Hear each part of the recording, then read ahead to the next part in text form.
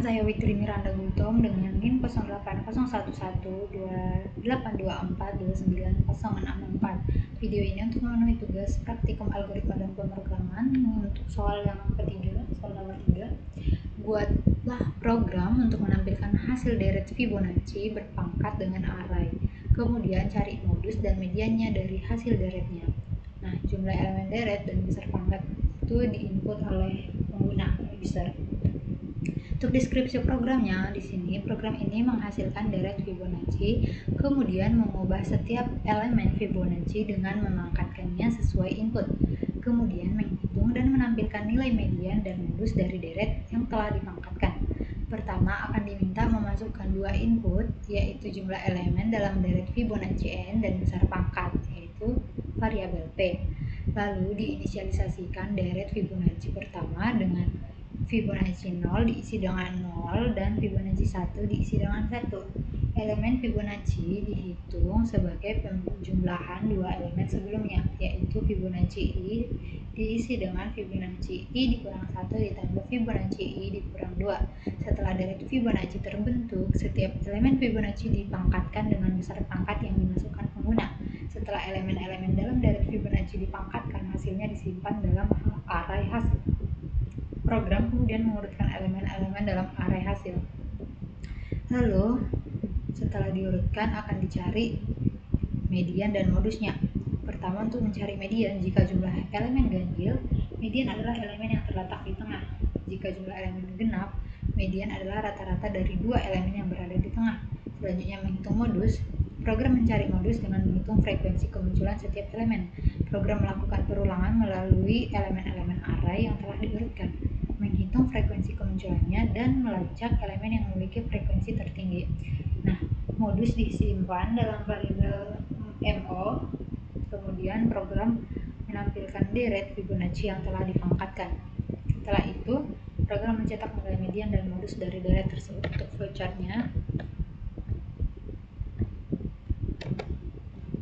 pertama start nih, lalu input nilai n dan p, kemudian inisialisasikan Fibonacci 0 diisi dengan 0, Fibonacci 1 diisi dengan 1. Masuk ke perulangan.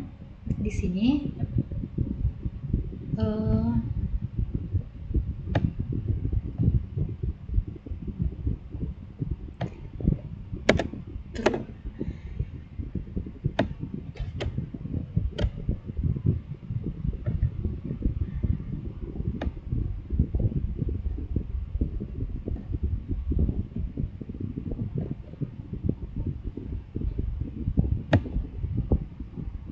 masuk ke perulangan i. Nah, di sini untuk perulangan i-nya, jika dia true, dia akan melakukan statement yang dalamnya, yaitu untuk statementnya ini dia akan mengoperasikan Fibonacci i diisi dengan Fibonacci i dikurang 1 ditambah Fibonacci i dikurang 2, lalu masuk ke i++.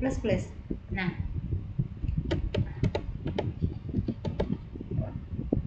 jika perulangan i ini sudah tidak memenuhi, maka dia akan false. Nah, setelah false,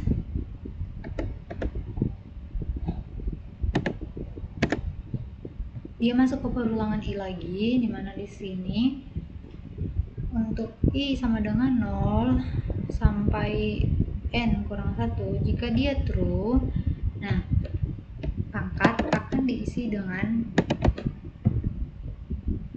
1. Lalu dia masuk ke perulangan j. Jadi di sini untuk perulangan ini dia perulangan bersarang. Jika dia true, nah di sini untuk j-nya itu j diisi dengan 0 sampai p dikurang 1. Jika dia true, pangkat diisi dengan pangkat dikali Fibonacci i, lalu dia masuk j++. Selanjutnya, jika perulangan j-nya false, jika dia false, dia akan mengoperasikan hasil i itu diisi dengan pangkat, lalu dia akan masuk ke i++. Di sini ada i++-nya.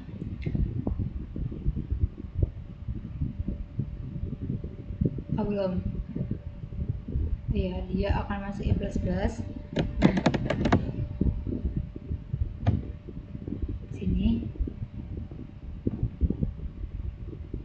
Selanjutnya, jika perulangan I sudah tidak memenuhi atau false, dia masuk ke perulangan I yang baru, di mana untuk I sama dengan 0 sampai N kurang 1, jika dia true, dia akan mencetak hasil I, lalu masuk ke I++. Kemudian, jika dia sudah false atau tidak memenuhi, maka dia akan mencetak enter. Nah, kemudian masuk lagi ke perulangan bersarang di sini. Jika dia untuk I sama dengan 0 sampai N dikurang 2, jika dia true, maka dia masuk ke perulangan J. Nah, untuk J sama diisi dengan 0 sampai N kurang I kurang 2, jika dia true, maka dia akan masuk ke pernyataan kondisi di mana apakah hasil I itu lebih dari hasil J+1. Jika dia true, dia di sini melakukan tempat diisi dengan hasil I diisi dengan hasil J+1, hasil J+1 diisi dengan tambah, lalu dia masuk J++. Nah, jika ini false, maka dia juga langsung masuk J++. Nah, kemudian untuk J++-nya, untuk perulangan J-nya di sini, kalau dia sudah false, maka dia masuk ke I++. Nah, untuk I++, untuk perulangan I-nya juga, jika dia sudah false, ini jika dia false, maka dia akan memeriksa apakah N modulo 2 itu sama dengan 1. Jika iya, jika true, dia akan mencetak hasil dengan median itu diisi dengan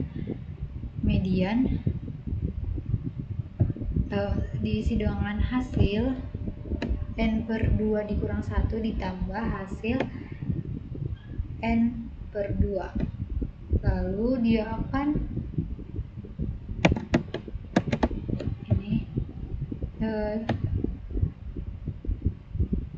akan melakukan operasi di mana median itu diisi dengan hasil 0, lalu maksimum frekuensi diisi dengan 1, lalu frekuensi diisi dengan 1. Nah, sebenarnya jika ini pernyataan kondisinya tidak benar, maka dia juga akan mencetak median, yaitu dengan rumus hasil N/2, lalu masuk ke ini, menginisialisasikan. Selanjutnya masuk ke perulangan J. Di sini J++, ini J. Nah,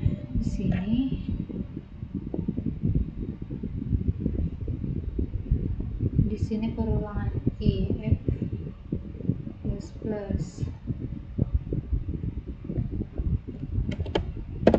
I NI kurang 2.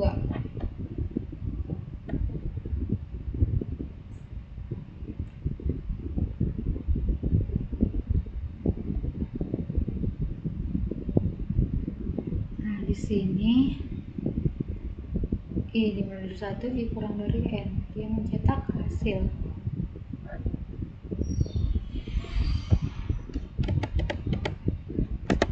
Nah, seperti ini.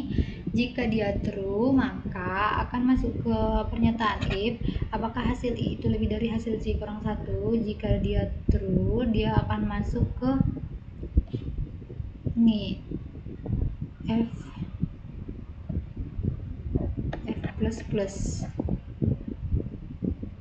Jika dia false, maka F diisi dengan 1, lalu masuk lagi ke pernyataan if. Nah, di sini kan jika dia ini true juga, ini tuh dia masuk ke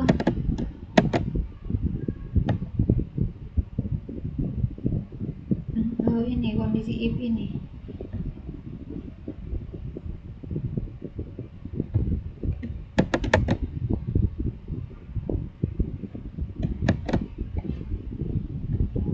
Nih, karena ini bukan if bersarang, if-nya bukan di dalam if, jadi dia juga masih memeriksa kondisi if yang di bawahnya. Nah, untuk frekuensinya itu jika dia lebih dari maksimum frekuensi, maka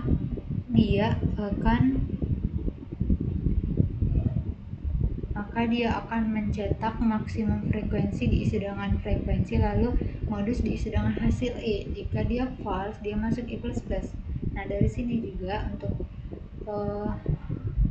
pengoperasian ini, MF diisi dengan frekuensi, modus diisi dengan hasil E, dia juga masuk ke E++. Lalu di sini untuk perulangan I-nya, jika dia masih memenuhi, dia akan melakukan statement yang ada di dalamnya ini lagi. Jika dia false, dia akan mencetak median, lalu dia akan mencetak modus, lalu dia akan end. Nah, seperti ini.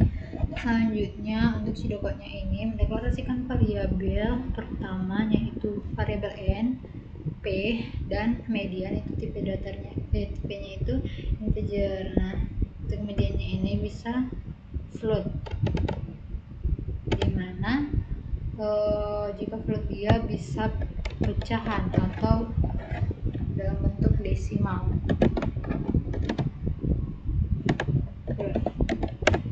Nah, kemudian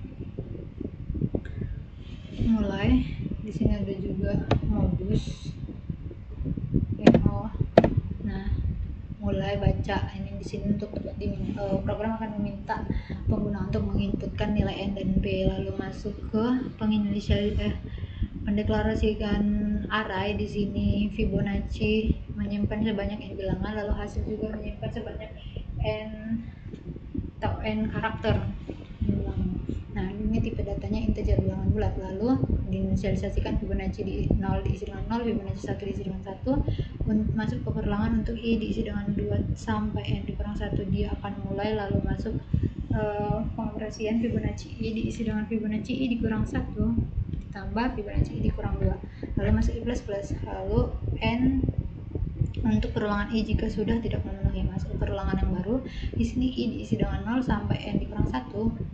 Jika dia memenuhi, maka akan diinisialisasikan pangkat diisi dengan 1, lalu masuk ke perulangan J, di mana ini adalah perulangan di dalamnya, sehingga ini perulangan bersarang. J diisi dengan 0 sampai P kurang 1. Jika dia memenuhi, pangkat diisi dengan pangkat dikali Fibonacci I, lalu masuk J++.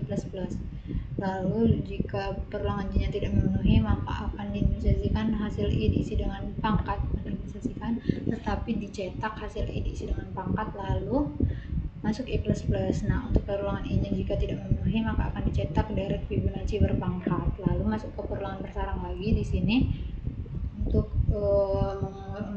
membuat direct Fibonacci-nya. Lalu di sini tuh untuk I diisi dengan 0 sampai n dikurang 1, jika dia memenuhi, maka masuk perulangan J. J diisi dengan 0 sampai n dikurang I kurang 2. Jika dia memenuhi, dia akan memasuki pernyataan kondisi apakah hasil J itu lebih dari hasil J tambah 1. Jika dia memenuhi, maka tembak diisi dengan hasil J, hasil I diisi dengan hasil J+1, hasil J+1 diisi dengan tembak. Lalu masuk J++. Jika perulangan J-nya tidak memenuhi, maka masuk I++. Lalu jika perulangan I-nya sudah tidak memenuhi, maka N4. Nah, di sini akan diperiksa lagi, masuk ke pernyataan if, apakah n modulo 2 itu sama dengan 1. Jika ya, maka untuk mediannya itu diisi dengan hasil n/2. Jika tidak, untuk mediannya itu diisi dengan hasil n/2 dikurang 1 ditambah hasil n/2 ini dibagi 2. Lalu dideklarasikan variabel modus. Nah, di sini modusnya itu diisi dengan hasil yang menyimpan n bilangan atau n karakter. number, tipe datanya itu integer, lalu maksimal frekuensinya diisi dengan 1 dan frekuensinya itu juga diisi dengan 1. Lalu untuk I diisi dengan 1 sampai N kurang 1. Jika dia memenuhi, dia masuk pernyataan if apakah hasil I itu sama dengan hasil I tambah 1. Jika ya, maka masuk frekuensi ditambah 1. Frekuensi diisi dengan ditambah 1. Jika tidak, maka frekuensi diisi dengan 1. Lalu akan diperiksa lagi untuk apakah F itu lebih dari maksimal frekuensi. Jika ya, maka maksimal frekuensi diisi dengan frekuensi, modus diisi dengan hasil I. Nah, jika sudah dilakukan statement ini, lalu dia akan masuk I++. Jika dia false juga, dia akan masuk ke I++. Lalu jika perulangan I nya tidak memenuhi, maka N4, lalu dicetak kemudian dan dicetak modusnya, lalu N. Nah, di sini untuk program C++ nya ini untuk header yang memanggil fungsi ini, fungsi cout, cin, dan nline, dan using namespace std agar tidak perlu lagi menggunakan std di depan kode-kode tersebut, kode cin, cout, dan kode-kode lainnya. Jadi cukup mengetikkannya di sini, membuat di dalam program sekali. Lalu ini sebagai fungsi utama, lalu deklarasikan variabel npij pangkat, ini tipe datanya integer, lalu pesan teks ke layar atau ini masukkan jumlah elemen dari Fibonacci. Di sini akan diminta untuk menginputkan nilai n, lalu menginputkan nilai p. Setelah dicetak pesan ke layar, masukkan besar pangkat. Nah, lalu di sini dideklarasikan lagi untuk arraynya. Ini Fibonacci menyimpan n bilangan atau n karakter, lalu hasil juga menyimpan sebanyak n. Ini tipe datanya itu integer, lalu diinisialisasikan Fibonacci 0 diisi dengan 0, Fibonacci 1 diisi dengan 1. Untuk I nya diisi dengan 2. Selama I kurang dari N, maka dia akan mengoperasikan Fibonacci I diisi dengan Fibonacci I dikurang 1 ditambah Fibonacci I dikurang 2. Jika ini sudah dilakukan, statement yang di dalam perulangan for ini, maka masuk I++. Jika perulangan I nya tidak memenuhi, maka masuk ke perulangan I yang baru. Di sini perulangan I nya perulangan bersarang. Untuk I sama dengan 0 selama kondisi I kurang dari N, maka akan diinisialisasikan pangkat diisi dengan 1. Lalu untuk J, ini perulangan J diisi dengan 0 selama kondisi J kurang dari P, maka pangkat itu diisi dengan pangkat dikali Fibonacci I, lalu masuk ke J++. Nah, selama kondisi J terpenuhi, dia akan melakukan statement yang ada di dalamnya. Lalu jika tidak terpenuhi, maka hasil I diisi dengan pangkat lalu masuk ke I++. Nah, jika perulangan I nya sudah false atau tidak memenuhi, maka akan dicetak ke layar dari Fibonacci berpangkat. Nah, di sini ada perulangan untuk membuat deret Fibonacci-nya, Fibonacci berpangkat. Di sini untuk I diisi dengan 0. I selama kondisi I kurang dari N, maka akan dicetak hasil I. Nah, di sini akan ditampilkan hasilnya. Lalu cetak enter. Nah, di sini I++ dulu. Nah, lalu lakukan lagi statement yang di dalamnya. Lalu setelah perulangan ini tidak memenuhi, lalu dia mencetak enter. Lalu di sini untuk mengurutkan